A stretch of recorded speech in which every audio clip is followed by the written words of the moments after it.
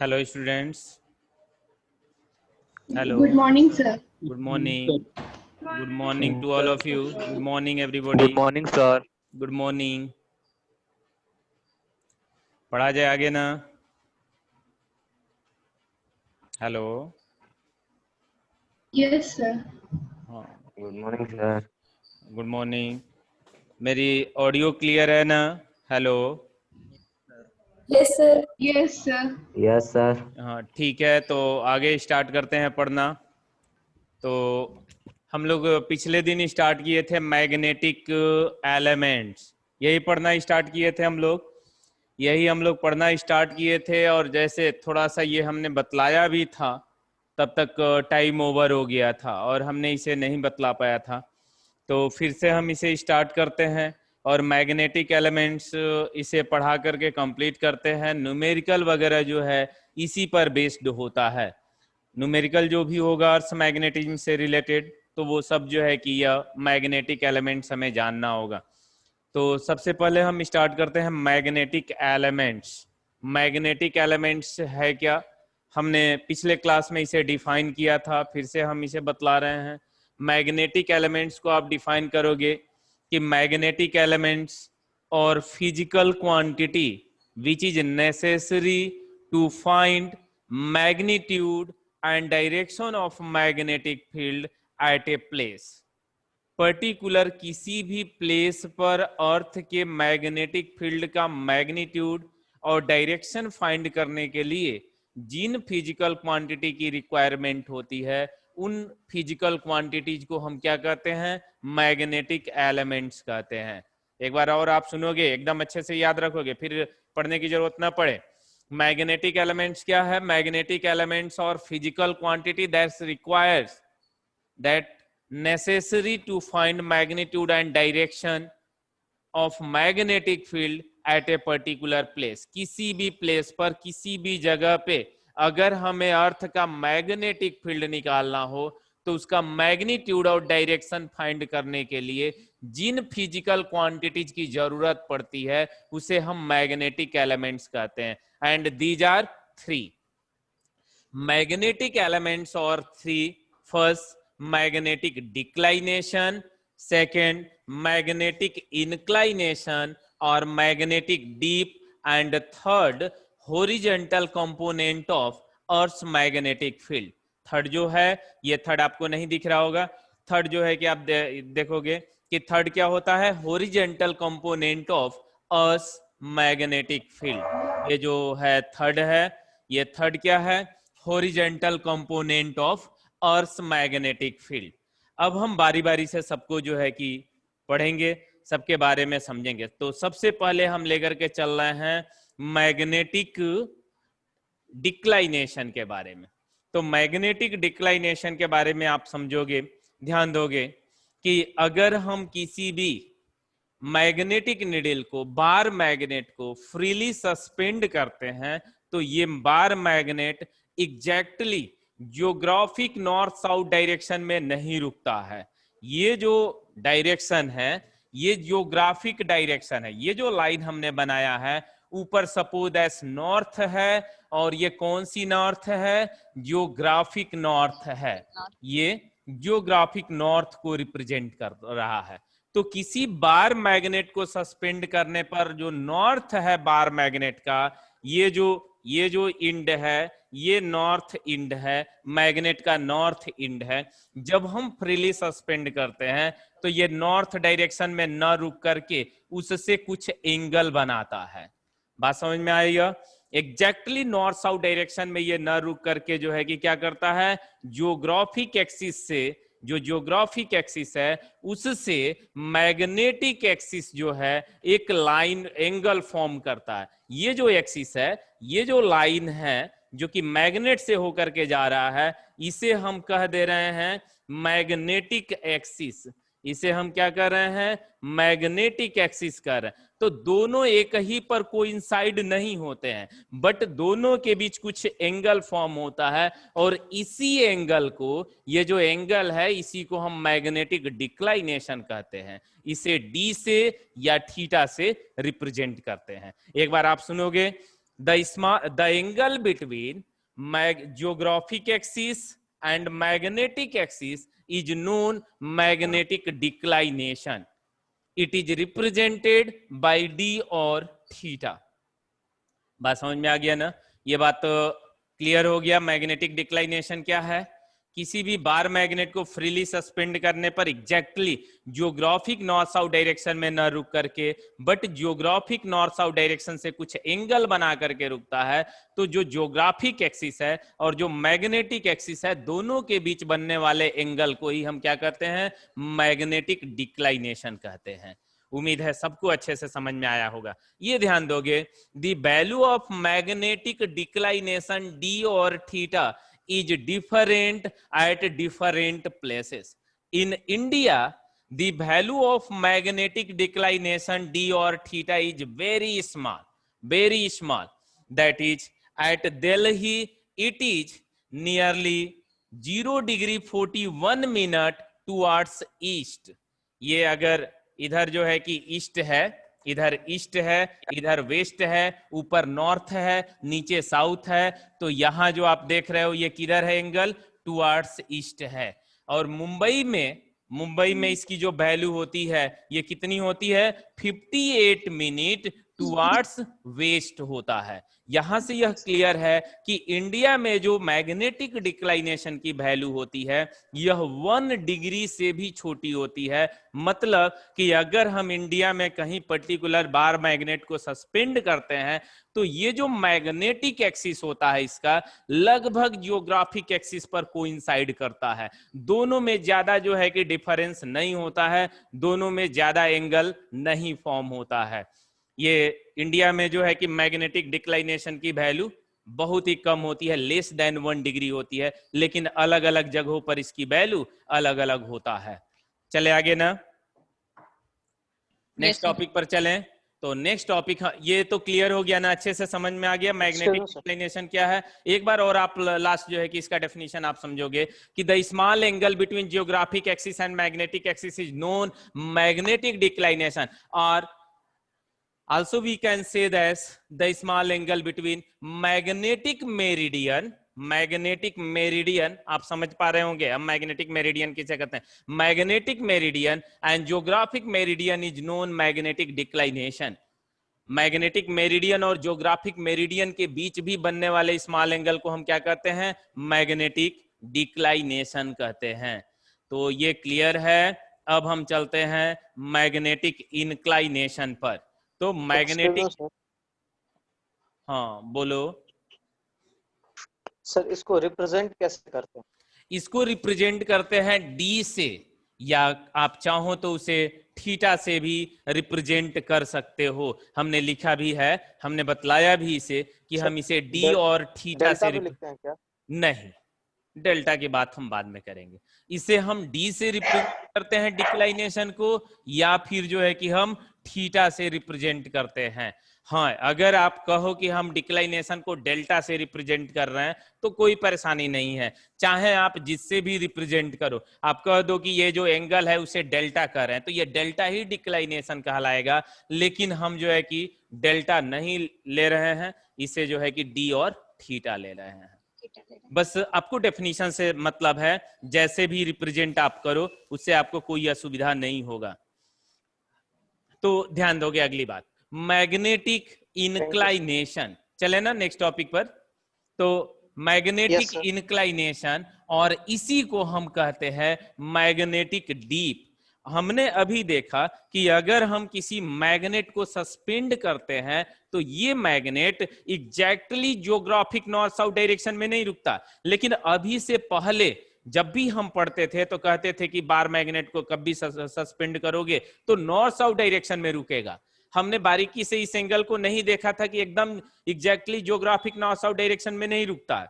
ये बात हमने अभी देख लिया. ये अब आप देखोगे कि जो मैग्नेटिक मेरिडियन है, जो पर्टिकुलर प्लेन है, जो हमारी अर्थ की सरफेस अगर हम लेकर के चले तो हमारी अर्थ की सरफेस एकदम प्लेन लेकर के चल रही है, यहां पर मैग्नेट को सस्पेंड करते हैं तो हमेशा जो है अर्थ के प्लेन के यह पैरेलल नहीं रुकता है.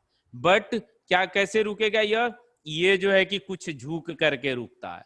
ये जो है कि क्या होता है कि यह बेंट हो जाता है। जैसे आप किसी बार मैग्नेट को फ्रीली सस्पेंड करते हो तो ये क्या होता है, शायद फिगर से समझ में आ पा रहा मैं क्या बतलाना चाह रहा हूं, ये वीडियो में साफ समझ में आ रहा है ना, कि ये जो डस्टर है एग्जैक्टली ऐसे नहीं रुका है, ऐसे नहीं रुका है, बट कैसे रुका है, कुछ बेंट होकर के रुका है।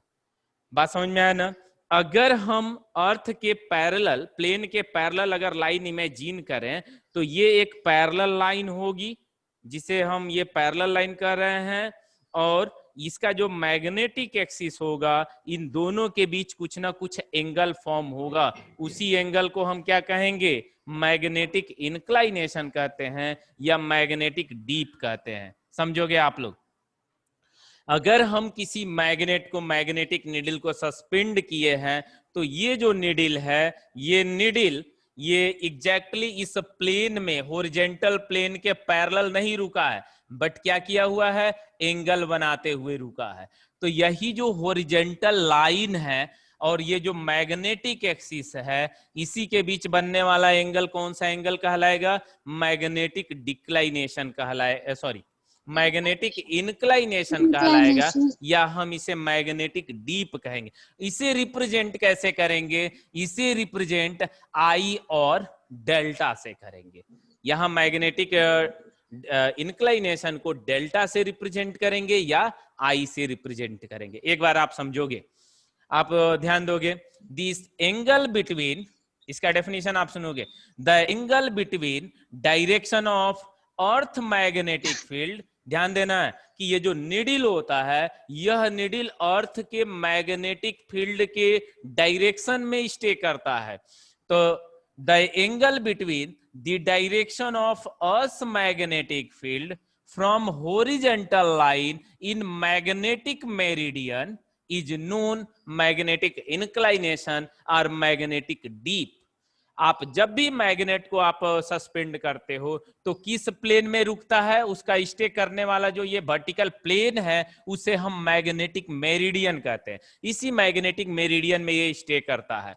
तो अर्थ का जो रिजल्टेंट मैग्नेटिक फील्ड होगा उसी डायरेक्शन में ये रुकता है। तो अर्थ का रिजल्टेंट मैग्नेटिक फील्ड का डायरेक्शन और हॉरिजॉन्टल लाइन के बीच बनने वाला जो एंगल है, यह एंगल क्या कहलाएगा, मैग्नेटिक इंक्लाइनेशन और मैग्नेटिक डीप कहलाएगा। क्या यह समझ में आ रहा है, यह समझ में आ गया सबको? Yes sir.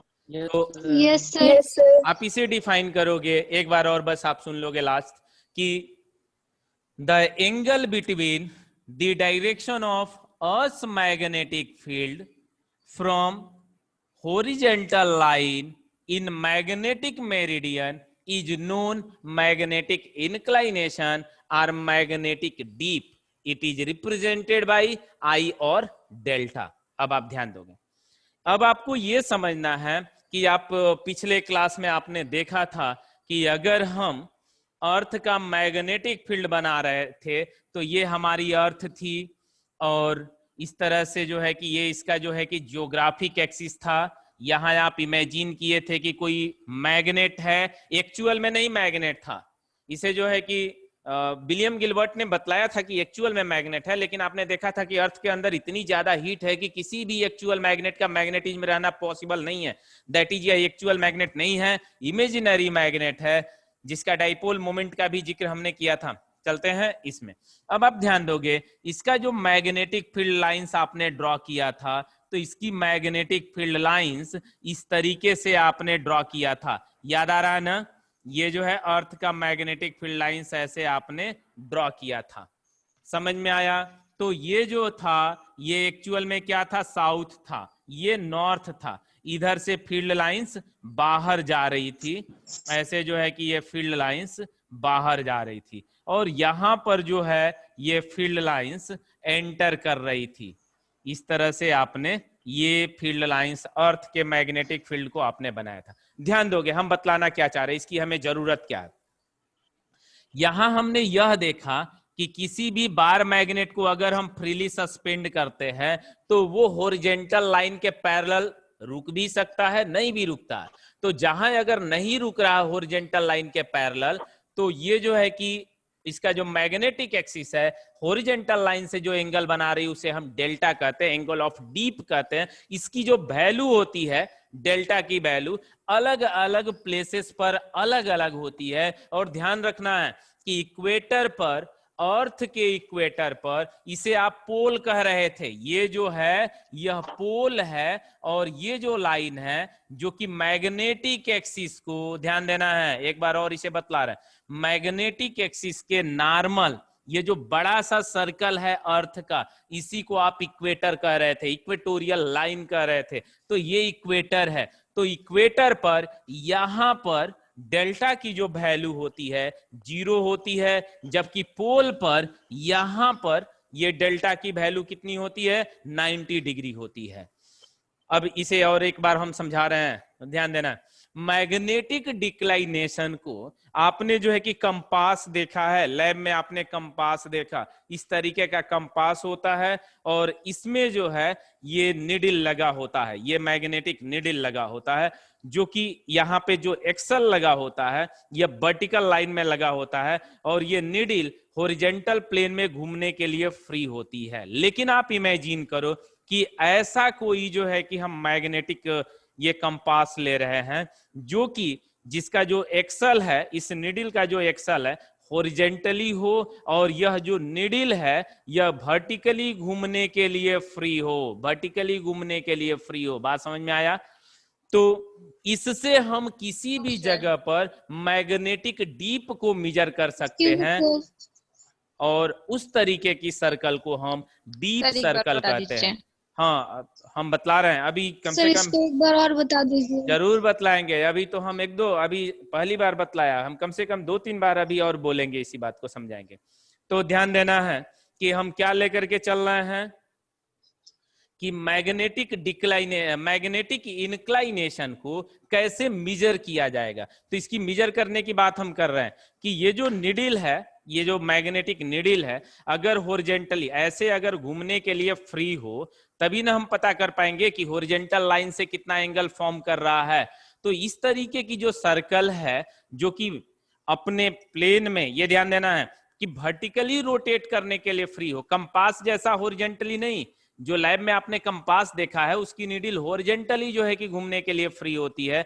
अगर वो जो है कि वर्टिकली घूमने के लिए फ्री हो तो उसे हम डीप सर्कल कहेंगे, जैसा कि यह फिगर में दिखलाया गया है। और अगर ये हॉरिजॉन्टल लाइन, ऐसा जो है कि ये हॉरिजॉन्टल लाइन अगर इसमें ये दिखलाया गया है, ये हॉरिजॉन्टल लाइन अगर है, तो ये हॉरिजॉन्टल लाइन से जो भी एंगल बनाएगा उसी को हम कौन सा एंगल कहेंगे? ये डिक्लाइनेशन कहेंगे, मैग्नेटिक डीप कहेंगे। तो बात समझ में आया ना? मैग्नेटिक डीप को किससे हम मेजर करते हैं? डीप सर्कल से मेजर करते हैं। और डीप सर्कल जो है एक तरीके की कंपास है, मैग्नेटिक कंपास आप कह सकते हो। लेकिन अंतर क्या है कि ये जो इसकी जो नीडल है वर्टिकल प्लेन में घूमने के लिए फ्री होती है, जबकि आप जो देखते हो कंपास, वो जो है उसकी जो नीडल है हॉरिजॉन्टली घूमने के लिए फ्री होती है। उम्मीद है कि ये बात समझ में आया ना, दोनों में अंतर। अब आप कोई बोल रहा था बीच में, समझ में आ गया यह? जी सर। चले आगे ना। अब आप ध्यान दोगे नेक्स्ट पॉइंट से। डीप सर्कल आपको जो है कि समझ में आ गया। अब जो है डीप सर्कल से ही हम क्या करते हैं कि मैग्नेटिक डीप को मेजर करते हैं। अगर हम डीप सर्कल को लेकर के पूरे अर्थ का एक चक्कर लगा दें, पूरे यहां से हमने घूमना स्टार्ट किया या कहीं से भी घूमना स्टार्ट किया, और पूरा घूमते हुए अर्थ के चक्कर लगाते हुए फिर उसी जगह पर आ जाए, तो हम देखेंगे कि पूरे एक रोटेशन कंप्लीट करने में जो डीप सर्कल की जो निडल है दो जगह पर एकदम प्लेन से नॉर्मल हो गई है। प्लेन से जो है कि क्या हो गई है? नॉर्मल हो गई है। और दो जगह पर एकदम प्लेन के पैरेलल हो गई है। तो जहां पर प्लेन के नॉर्मल हुई है तो यह प्लेन से कितना एंगल बना रही है? 90 डिग्री। 90 डिग्री। और जहां पर प्लेन के यह जो है कि पैरेलल हो गई है, वहां पर प्लेन से जो है 0 डिग्री का एंगल फॉर्म कर रही है। तो यहां से क्लियर है कि इस डेल्टा की वैल्यू पूरे अर्थ पर दो जगह 90 डिग्री होता है और दो जगह जो है 0 डिग्री होता है। और कहां पर 90 डिग्री होता है? तो पोल पर 90 डिग्री होता है, क्योंकि यहां पर अर्थ का मैग्नेटिक फील्ड वर्टिकली अपवार्ड है या तो वर्टिकली डाउनवार्ड है। तो डाउनवार्ड होगा तो ये ऐसे निडल खड़ा हो जाएगा, यानी कि प्लेन से जो है कि क्या होगा, नॉर्मल होगा। यहां पर भी प्लेन से नॉर्मल होगा। तो मैग्नेटिक पोल पर, अब मैग्नेटिक पोल भी डिसाइड हम इसी सर्कल से करते हैं, डीप सर्कल से। डीप सर्कल को लेकर के घुमा जाता है और पर्टिकुलर जिस प्लेस पर देखा जाता है कि यहां पर ये वर्टिकली नॉर्मल नहीं हो रही है, लेकिन कहां पर ये नॉर्मल हो रही है डीप सर्कल, ये यहां पर इस जगह पर। और जहां पर यह डीप सर्कल जो है कि प्लेन से नॉर्मल होती है उसी को हम मैग्नेटिक पोल कहते हैं। तो पोल पर आप कह सकते हो कि डेल्टा की वैल्यू 90 डिग्री होती है दोनों पोल पर, नॉर्थ पोल पर और साउथ पोल पर। लेकिन इक्वेटर पर आप लेकर के अगर चलते हो तो इक्वेटर पर आप क्या देखते हो कि ये जो मैग्नेटिक नीडल है वो क्या होती है, अर्थ के पैरेलल होती है दोनों जगह पे। तो दोनों इक्वेटर पर डेल्टा की वैल्यू क्या होगा, 0 होगा, जबकि पोल पर डेल्टा की वैल्यू 90 डिग्री होगा। क्या ये बात समझ में आ गया? Yes, sir. चलते हैं आगे। नेक्स्ट टॉपिक हम पढ़ेंगे, ये आपको याद रखना होगा कि डेल्टा की वैल्यू अलग अलग जगह पे अलग होती है। इक्वेटर पर डेल्टा की वैल्यू 0 डिग्री और पोल पर 90 डिग्री होता है। अब आपको ध्यान देना है कि नेक्स्ट हम मैग्नेटिक एलिमेंट पढ़ेंगे और नेक्स्ट मैग्नेटिक एलिमेंट है horizontal component of earth magnetic field. Horizontal component of earth magnetic field, third दिख रहा है ना बोर्ड पे साफ साफ, थर्ड मैग्नेटिक एलिमेंट। थर्ड को हम क्या कह रहे हैं, horizontal component of earth magnetic field. बहुत आसान है, जो नाम आपने लिखा वही डेफिनेशन है। अर्थ का मैग्नेटिक फील्ड, फिगर हमने मिटा दिया जबकि ये फिगर बहुत इंपॉर्टेंट है, बार बार समझने के लिए फिर से बना रहे हैं थोड़ा सा रफली फिगर। ये ध्यान दोगे आप लोग, ये जो अर्थ का मैग्नेटिक फील्ड है ये अर्थ का मैग्नेटिक फील्ड है। ऐसे जो है कि आप अर्थ का मैग्नेटिक फील्ड आप ड्रॉ कर रहे हो, ये मैग्नेटिक फील्ड है। आप ध्यान दोगे यहां पर आप कह रहे हो कि मैग्नेटिक फील्ड वर्टिकली इनवर्ड है, मतलब प्लेन से नॉर्मल, ये प्लेन से 90 डिग्री का एंगल बना रहा है, और यहां पर मैग्नेटिक फील्ड नॉर्मली आउटवर्ड है। ऐसे ही ना आप बता रहे हो, यहां पर आप कह रहे हो कि यह प्लेन के जो है कि क्या है, पैरेलल है। यहां पर भी प्लेन के पैरेलल है, इक्वेटर पर प्लेन के पैरेलल है। लेकिन आप दूसरी जगह की बात सोचो, यहां पर अर्थ का मैग्नेटिक फील्ड किस डायरेक्शन में है, तो जो मैग्नेटिक फील्ड लाइंस है उस पे आप जो है कि ये टेंजेंट ड्रॉ करोगे, आप टेंजेंट ड्रॉ करोगे और इस टेंजेंट को दो कंपोनेंट में रिजॉल्व कर दोगे, एक हॉरिजॉन्टल कंपोनेंट और दूसरा क्या हो जाएगा, वर्टिकल कंपोनेंट। उसी तरह से किसी भी प्लेस पर अर्थ के मैग्नेटिक फील्ड को दो कंपोनेंट में रिजॉल्व किया जा सकता है। तो अर्थ का नेट मैग्नेटिक फील्ड जो कि मैग्नेटिक मीडियम में प्लेन में हॉरिजॉन्टल जो इसका कंपोनेंट होगा उसे हम horizontal component of earth magnetic field कहेंगे। एक बार और आप इसका डेफिनेशन समझोगे, the horizontal component of net, the horizontal component of net Earth's magnetic field in horizontal plane, in magnetic meridian is known its horizontal component of Earth's magnetic field। बस simple सा definition है कि अर्थ का magnetic field, अर्थ के magnetic field का magnetic meridian में horizontal direction में जो इसका कंपोनेंट है उसी कंपोनेंट को हम horizontal component of earth magnetic field कहते हैं। तो ये बात क्लियर है ना, समझ में आ रहा है कि नहीं? या बोलोगे आप लोग? सर ये मैग्नेटिक मेरिडियन डायरेक्शन हम बतला रहे हैं, इस फिगर को बाद में समझा रहे हैं, पहले केवल डेफिनेशन समझ में आ रहा है कि नहीं? आप बतलाओगे कि the component of earth magnetic field in horizontal direction in magnetic meridian is known horizontal component of Earth's magnetic field। बात समझ में आया कि अर्थ का जो नेट मैग्नेटिक फील्ड है, उस नेट मैग्नेटिक फील्ड को दो कंपोनेंट में रिजॉल्व किया जा सकता है, दो रेक्टेंगुलर कंपोनेंट में रिजॉल्व कर सकते हैं, वर्टिकल और हॉरिजॉन्टल। और अर्थ का वह कंपोनेंट जो कि मैग्नेटिक मेरिडियन में हॉरिजॉन्टल डायरेक्शन में हो, उसी कंपोनेंट को हम अर्थ का horizontal component of magnetic field कहते हैं। क्लियर हुआ कि नहीं यह डेफिनेशन? अभी ठीक है, अगर कोई प्रॉब्लम भी है तो इस फिगर को हम लेकर के चलेंगे और यहां से समझेंगे। अब आप ध्यान दोगे, हमने ये फिगर बनाया क्या है, यहां पर आपको समझना है। ये जो मैग्नेटिक एक्सिस है, ये मैग्नेटिक एक्सिस है और ये जियोग्राफिक एक्सिस है। आपको तो ये बातें अब क्लियर हो गई। अगर हम प्लेन लेकर के चलते हैं जो कि जियोग्राफिक एक्सिस के नॉर्मल है, इमेजिनरी प्लेन, उसे क्या कहेंगे हम? नहीं बोल रहे हो? Geographic meridian. जियोग्राफिक मेरिडियन कहेंगे, बहुत सही। और जो प्लेन जो मैग्नेटिक एक्सिस से पास कर रहा हो, उसे हम मैग्नेटिक मेरिडियन कहेंगे। कहा जाएगा ना? यस अब सर। आप ध्यान दो, Yes, sir. यहाँ पर आपको समझना है कि ये हमने बुक ले लिया, बुक हमने ले लिया, और एक जो है कि प्लेन ऐसे है, ये क्या मैग्नेटिक एक्सिस के जो है कि मैग्नेटिक एक्सिस से पास कर रहा है ना, शायद आप समझ पा रहे होंगे कि नहीं। ये मैग्नेटिक एक्सिस से जियोग्राफिक एक्सिस से ये पास कर रहा है, और ये किससे पास कर रहा है? मैग्नेटिक एक्सिस से।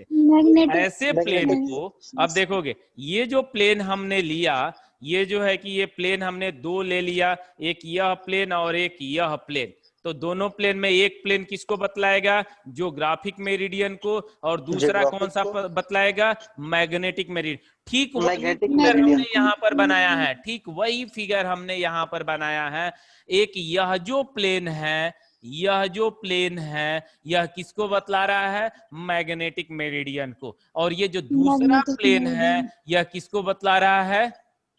जियोग्राफिक मेरिडियन को। क्या फिगर समझ में आया कि फिगर में हम क्या बनाना चाह रहे हैं? दो प्लेन को लेकर के चलना चाह रहे हैं। यहाँ पर आप देखोगे, यहाँ अगर आप देखते हो तो इस तरीके से है, ये जो है कि शायद आप लोग समझ गए होंगे, कोई परेशानी नहीं होगा।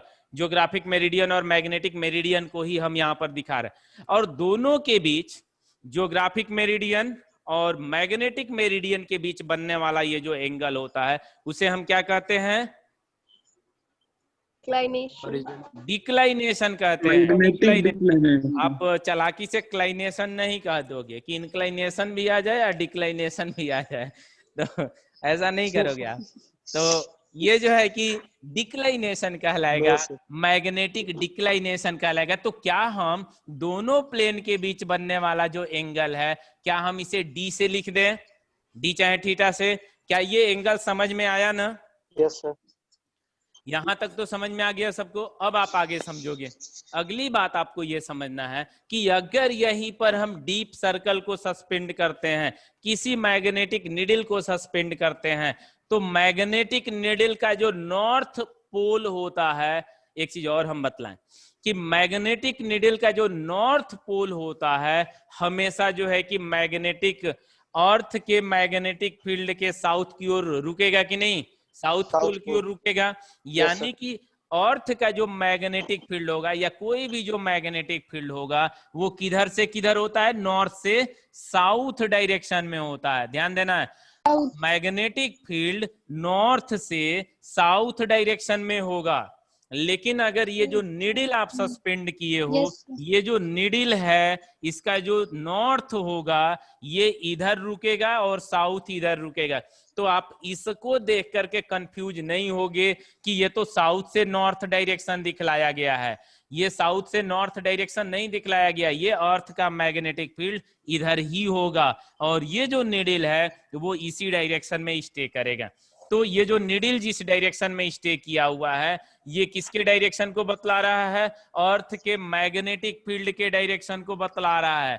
ये जो डायरेक्शन है, ये जो डायरेक्शन है, ये अर्थ के मैग्नेटिक फील्ड को रिप्रेजेंट कर रहा है। अर्थ का मैग्नेटिक फील्ड कैसे हमने लिखा है? यहाँ पर वेक्टर बी से हमने लिखा है। क्या ये बात समझ में आया? तो ये अर्थ का मैग्नेटिक फील्ड है। यहाँ पर पर्टिकुलर प्लेस पर ये जो फिगर बनाया गया है वहां पर जो मैग्नेटिक नीडल है यह जो है कि कितना एंगल बना रही है हॉरिजॉन्टल से, हॉरिजॉन्टल लाइन से ये मैग्नेटिक मेरिडियन है। और इस मैग्नेटिक मेरिडियन में हमने जब इस नीडल को सस्पेंड किया है तो ये सस्पेंड करने पर ये जो है कि कैसे हॉरिजॉन्टल लाइन से एंगल फॉर्म कर रहा है, एंगल फॉर्म करते हुए ये स्टे किया। बात तो समझ में आ गया ना? यहां तक बोलोगे ये फिगर समझ में आया कि नहीं? Yes, sir. अब Yes, आपको एक चीज और आप समझोगे। Yes, sir. अगली चीज आप समझोगे, यही जो अर्थ का मैग्नेटिक फील्ड है, यह मैग्नेटिक फील्ड हॉरिजॉन्टल लाइन से जो एंगल बनाती है उसको हम क्या कहते हैं? मैग्नेटिक इंक्लाइनेशन कहते हैं या मैग्नेटिक डीप कहते हैं। तो क्या हम इसे डेल्टा से रिप्रेजेंट करें? सही है ना? Yes, sir. समझ में आ गया? मुझे उम्मीद है कि कोई परेशानी नहीं होगा।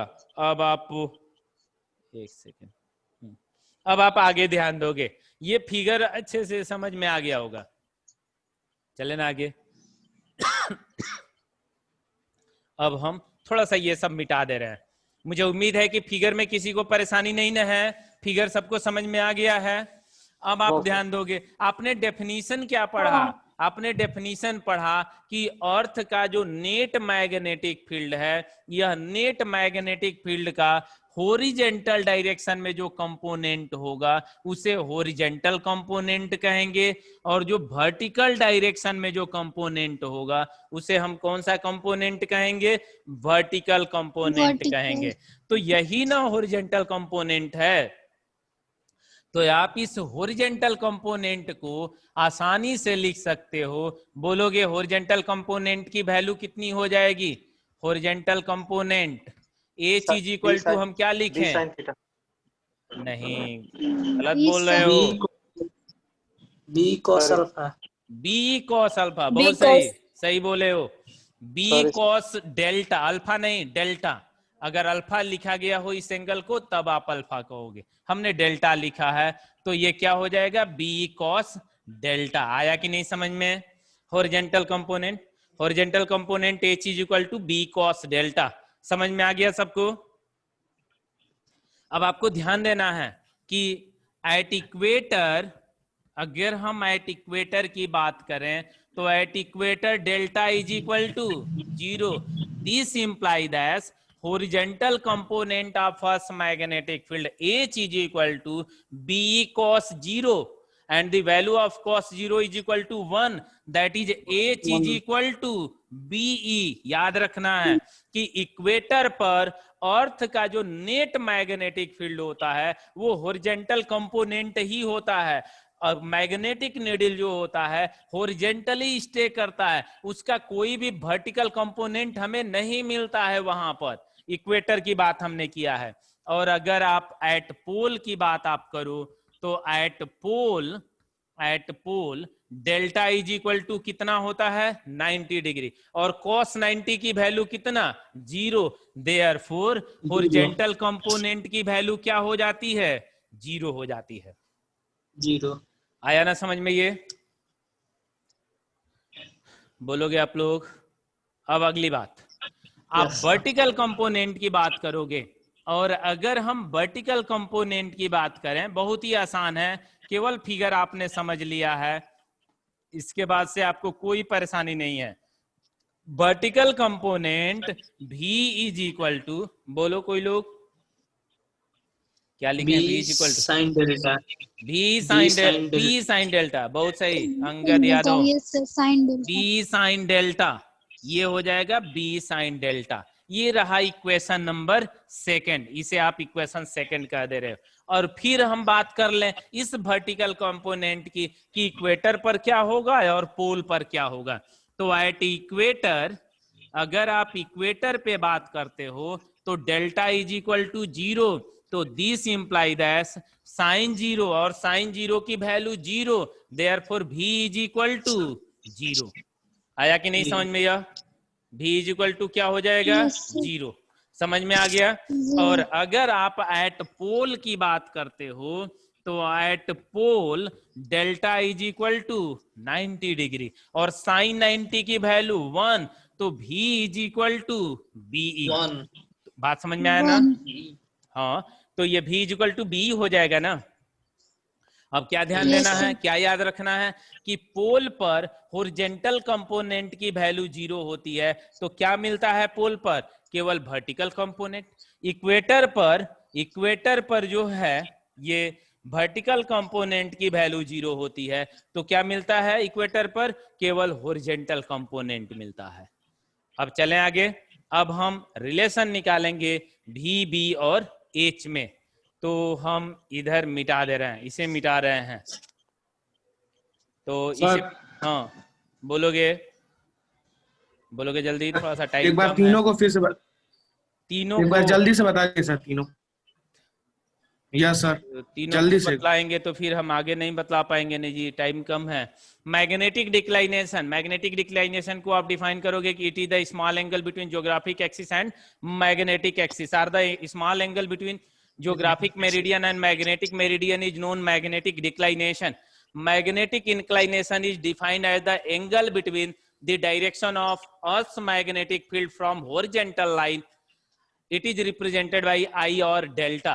Horizontal component of Earth's magnetic field, that is the component of net Earth's magnetic field in horizontal direction is known its horizontal component, and the component in vertical direction is known vertical component। और ये सब उसकी value रहे, इसके सब conditions रहे।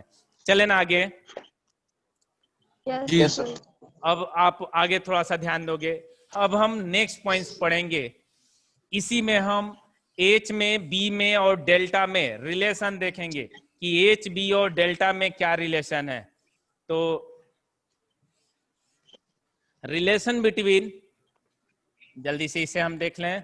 Relation between H horizontal component of earth magnetic field, V vertical component of earth magnetic field and BE मतलब resultant magnetic field of earth। शायद नहीं दिख रहा, ये जो है कि ध्यान दोगे, ये जो पॉइंट्स हम हाँ ये देख रहे हैं। Relation between H, V and BE। H horizontal component, B vertical component और BE अर्थ का नेट मैग्नेटिक फील्ड। तो ध्यान दोगे आप सीधे सीधे जो है कि 1 का स्क्वायर करो और 2 का स्क्वायर करो, दोनों को जोड़ दो, इक्वेशन 1 और इक्वेशन 2। तो क्या हो जाएगा? H square plus B square is equal to B square cos square delta plus B square sine square delta. दोनों में से B स्क्वायर कॉमन लोगे, B square cos square delta plus sine square delta, और cos square delta plus sine square delta की value कितना हो जाएगा? 1 हो जाएगा। क्या आप इतना लिख सकते हो ना? या this implied as E is equal to root over H square plus V square. उम्मीद है कि आपको समझ में आ गया होगा। ये रिलेशन है H, V और B में। ध्यान देना है, अगर कहीं पर डायरेक्शन निकालना हो तो डायरेक्शन कैसे निकालोगे? तो सीधे सीधे आप क्या करो कि इक्वेशन सेकंड में फर्स्ट से डिवाइड कर दो। इक्वेशन सेकंड में अगर आप फर्स्ट से डिवाइड करते तो सेकंड क्या है? इक्वेशन सेकंड है V और फर्स्ट है H, और V की वैल्यू क्या है? B sine delta. आया ना समझ में? दिख रहा होगा नहीं इधर वाला इक्वेशन? और से फर्स्ट इक्वेशन है B cos delta, B cos delta, B से B कट जाएगा, V by H sine by delta by cos by delta is equal to tan delta. तो रिजल्ट क्या रहा? tan delta is equal to by H। कहीं पर अगर angle of dip की value निकालना हो, आपको एंगल ऑफ डीप की वैल्यू फाइंड करना है, तो कैसे निकालोगे? tan delta is equal to V by H से। तो इस तरह से ये टॉपिक सब समाप्त हो गया। अब कुछ न्यूमेरिकल्स की काम हम जो है कि कल करेंगे। तब तक आप अगर आधे मिनट का भी टाइम हो तो सुन लोगे। एनसीईआरटी के एक्सरसाइज का क्वेश्चन नंबर 10, 11, 12, 13, 14 और 15, आप एक्सरसाइज का क्वेश्चन 10, 11, 12, 13, 14 और 15 नंबर क्वेश्चन सॉल्व करोगे। ये इसी टॉपिक पर बेस्ड है, और 10 से पहले वाला जो क्वेश्चन था सब पीछे वाले टॉपिक से बेस्ड था। सारा क्वेश्चन मैंने करा दिया है। केवल पहला और दूसरा नहीं बतलाया होगा, थ्योरेटिकल और बड़ा था इसलिए हमने उसे छोड़ा। तो रहने देना, रहने दे रहे हैं। मुझे लग रहा है 10-20 सेकंड बचा होगा और तो तब तक और कोई बात कर ही लिया जाए। 10 नंबर न्यूट्रल पॉइंट एक जगह आएगा, हम क्वेश्चन बतलाते समय ही अभी